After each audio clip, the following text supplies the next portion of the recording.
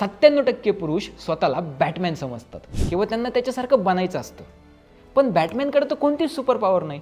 ना तो उडू शकतो, ना डोळ्यातून लेझर सोडू शकतो. मग का? कधी विचार केलाय?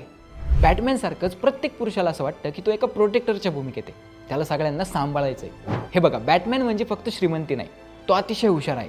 तो जगातली प्रत्येक फायटिंग स्टाईल शिकलाय. कुठल्याही प्रॉब्लेमवर त्याच्याकडे असं उत्तर तयार असतं किंवा असे प्लॅन्स तयार असतात.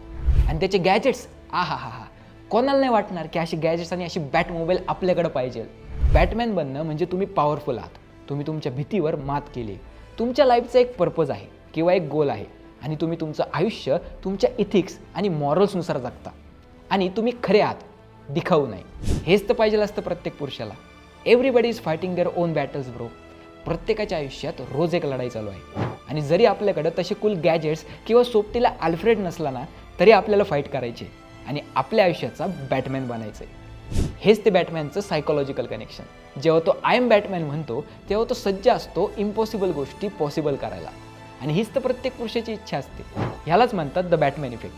माझ्यावर तर याचा चांगलाच परिणाम झाला आहे. तुमच्यावर झाला आहे का? कमेंटमध्ये सांगा.